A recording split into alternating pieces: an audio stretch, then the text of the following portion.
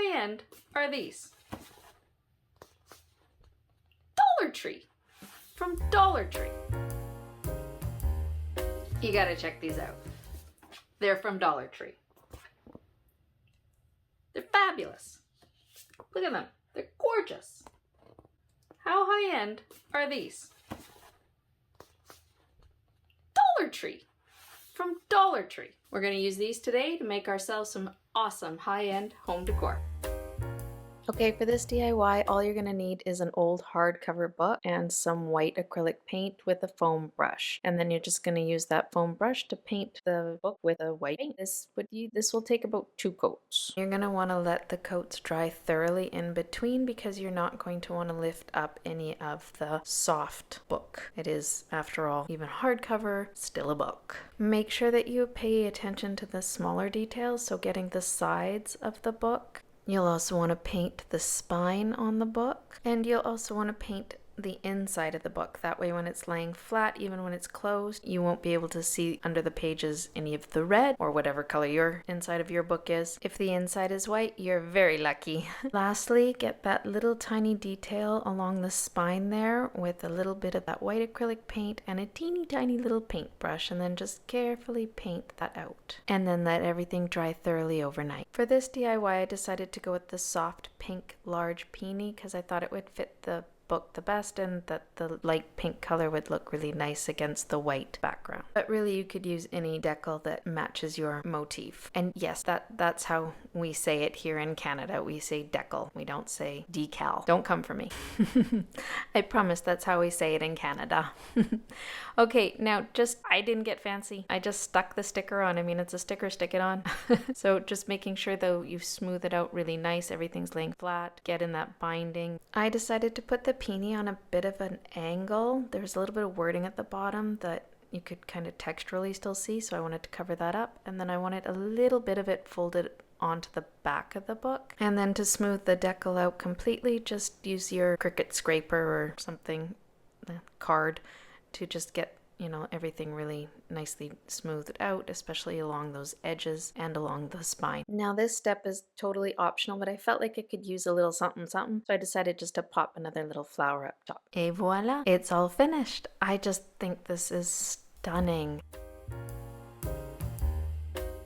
I am in love. I have put this on my desk in the office so I can look at it every day. But tell me, what do you think? Do you think it's very pretty? Could you see yourself making something like this?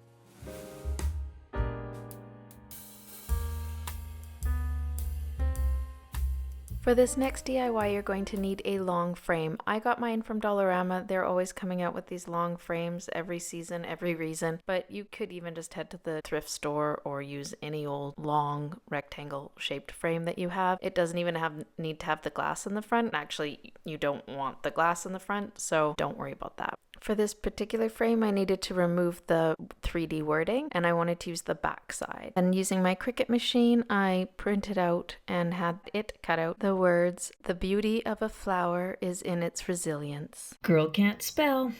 Oh my goodness, look what I did. I spelled "it's" wrong.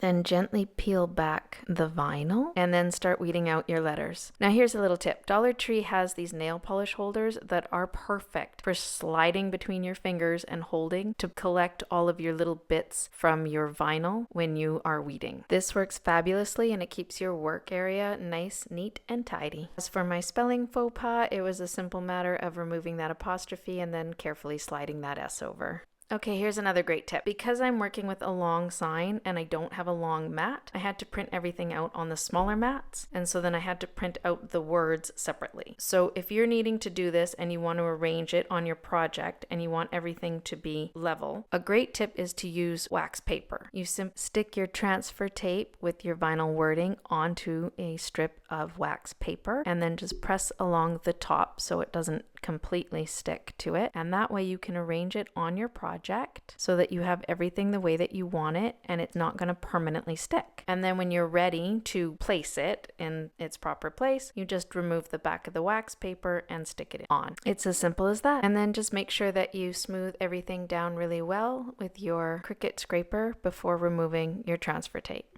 taking those flowers that you cut out from the decals, you're just going to put a little bit of decoupage on the back of each tiny flower and arrange it on your sign. Once you have everything in place, just replace the backing back into the frame and flip down the tongs, and there you have it, a perfect summer sign made with using only items from the dollar store.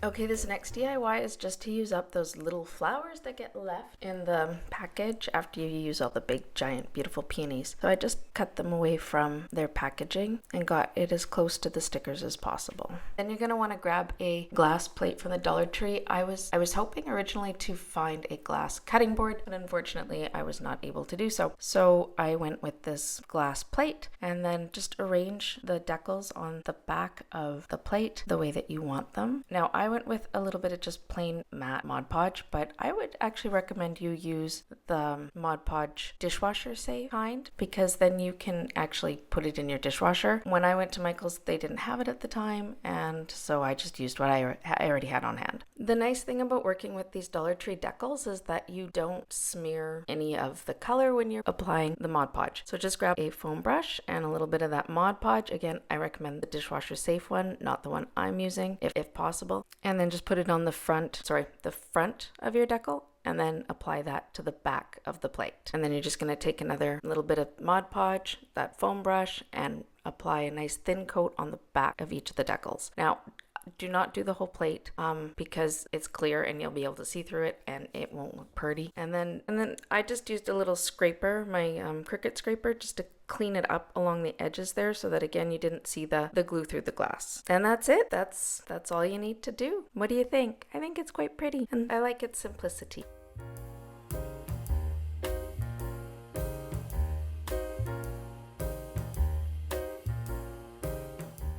This next DIY was inspired by a botanical print that I saw at Michael's and wasn't willing to pay the price for.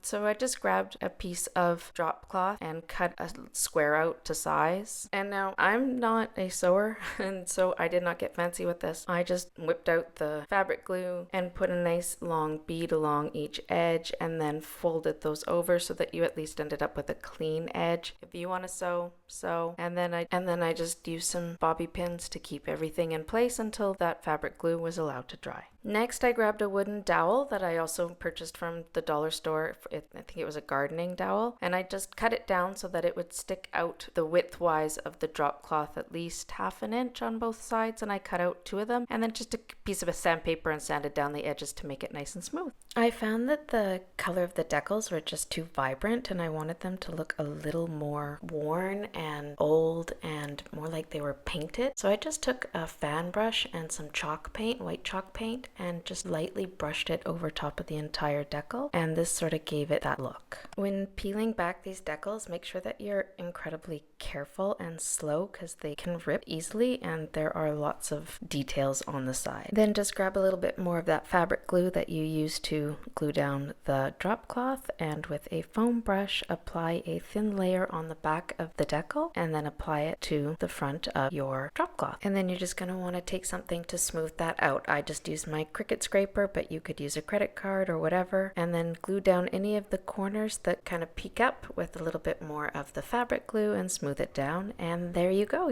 it's done. What do you think?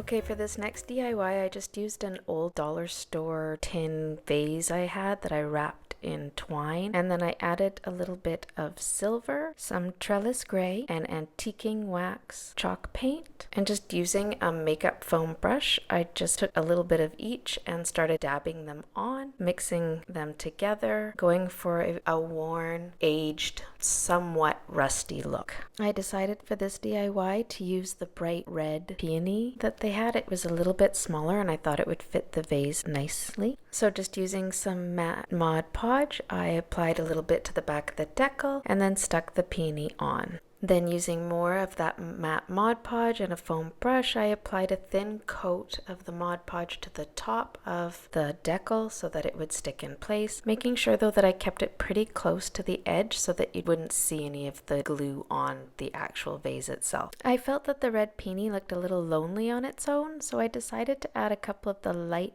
pink peonies that went with the larger bright pink peony decals, and I just cut them away from its packaging and the leaves because I wasn't going to need those.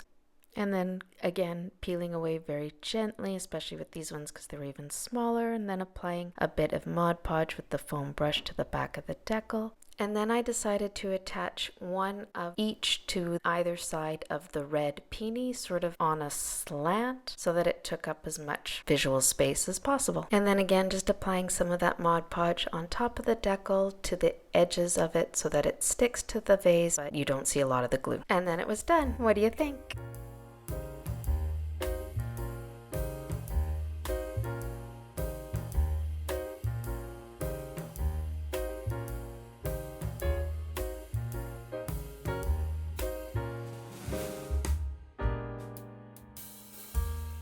To make this, you're going to need a round metal tray with wood handles, some painter's tape, and some spray paint in teal. To start, you're going to want to take that painter's tape and wrap those wooden handles up really well so that when you spray paint it, none of it will get on the wood. A couple of really good coats, letting it dry thoroughly in between. And then once that had dried thoroughly, I brought it inside and removed the painter's tape from the handles. Next, it was time to pick out the decals I wanted to use. I decided to go with the pretty white decal because I thought that the white would really pop on that nice teal color. I removed it carefully from its backing so that it didn't rip, and then I flipped it around. This time I opted for the outdoor decoupage, the Mod Podge. I thought that since I probably would be using this tray outside, it would be best to have that Mod Podge as opposed to the regular kind, but really it's up to you. And then again, just using a foam brush with the Mod Podge, I put a nice thin layer on the back of the decal, and then I stuck the decal to the front of the tray. Now once I had the white decal down, it looked a little lonely, so I decided to give it a couple of little friends. So I just cut out some of the pink flowers. I'm not even sure, they're not peonies, I don't know what kind they are, and I decided just to put those around the white peony just to give it a little pop of color. And then once everything was in place, I just smoothed it all down, first using my hands really gently, and then following that up again really gently with my Cricut scraper, just to really make sure I get those edges smoothed out and that everything's lying flat. And then I grabbed some more of that outdoor Mod Podge and applied a thin layer on top of each of the decals. Now I only took it to the edge of the decals so that they stuck to the tray, but not so that the whole tray was covered. And then to finish it up, using my Cricut scraper, I just gently scraped away any of the glue residue that maybe was showing around the decals, just to tidy it up a little bit. And then using a damp cloth, just wiped away any of the residue. And that was it. It was done. I just love this tray. It reminds me of one that my papa gave my Nana back when they got married. It's so beautiful and retro. But tell me, what do you think? That's all of the Dollar Tree Decal DIYs I have for you today. If you enjoyed those, make sure that you subscribe, hit the notification bell, give me a thumbs up. You might also enjoy these. And remember, until next time, keep smiling and DIYing.